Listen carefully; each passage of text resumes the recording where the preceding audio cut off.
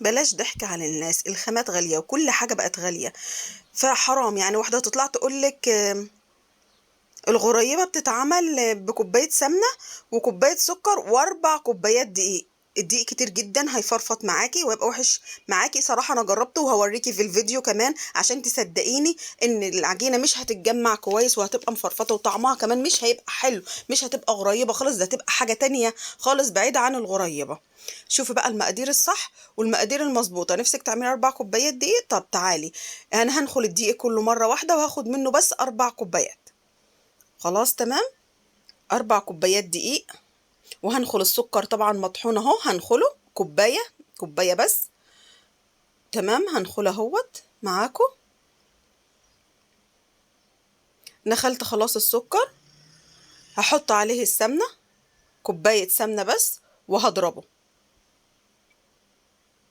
ده عشان اوريكم بس ان 4 كوبايات دقيق كتير كتير قوي لما تكون سمنة كوباية واحدة بس. مش هينفع يا جماعة، صدقوني. تابعوا الفيديو عشان اوريكم، وكمان انا ظبطتها ازاي، فيديوهات كتير نازلة بنفس الخطوات دي.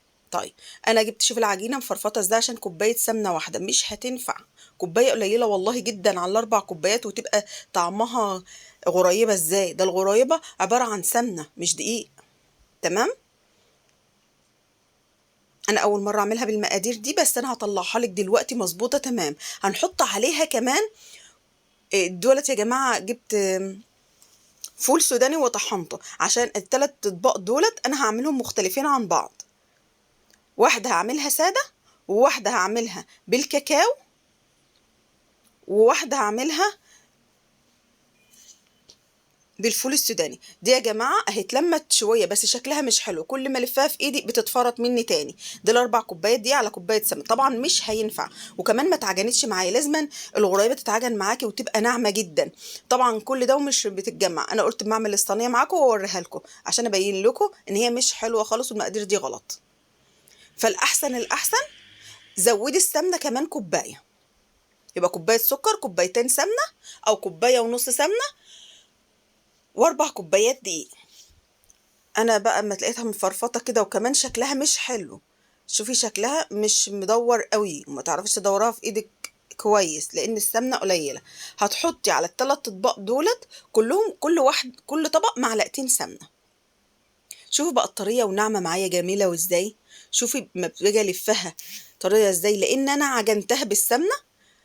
المعلقتين السمنه دولت والله يفرقوا جامد، في كل طبق معلقتين سمنه زياده، هتفرق معاكي جامد وهتبقى جميله جدا.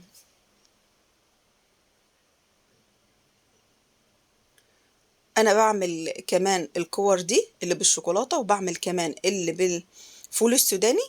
عجينه الفول السوداني طعمهم جميل جدا مع بعض وشكلهم كمان تحفه. شوفي شكلها عامل ازاي، وكل ما تلفيها كل ما تدي معاكي شكل. اللفة الواحدة بتدي شكل، اللفتين بتدي شكل، 3 لفات في ايديك كده ما بتلفي الاربع المكونات معاكي دولت بتديكي شكل مختلف خالص. انا جربت لك كل الاشكال اهو، لفة واحدة، لفتين، 3 لفات، بتدي كل واحدة بتدي فيهم شكل مختلف. وكمان يا جماعة الكور كمان برضو لو كانت صغيرة، الكور الشوكولاتة صغيرة بتديكي سواد اكتر، لو كانت البيضة هي الصغيرة بتديكي اللون البياض اقل. فطبعا تبع حجم الكور، لو الكور كلها قد بعضها بتديكي المنظر اللي انا عملته في الاول، يعني تبع حجم الكورة بتديكي المنظر. هقعد اعمل كل الكمية اللي فاضلة. شوفي الناعمة وطرية معايا ازاي. معلقة السمنة يا جماعة بتفرق جامد قوي، معلقتين السمنة بتفرق جامد برضو.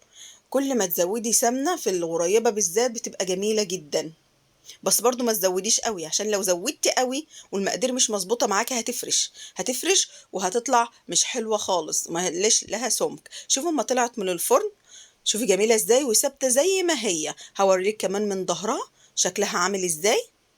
شوفي مانيش عايزاها لها لون خالص. انا حطيتها في الرف الاوسط على 160 درجة وتطلعيها، شوفي مفيش لون ومستوية وجميلة جدا وطعمها رهيب. تبع المكونات اللي انا قلتلك عليها هتطلع منك 10 على 10.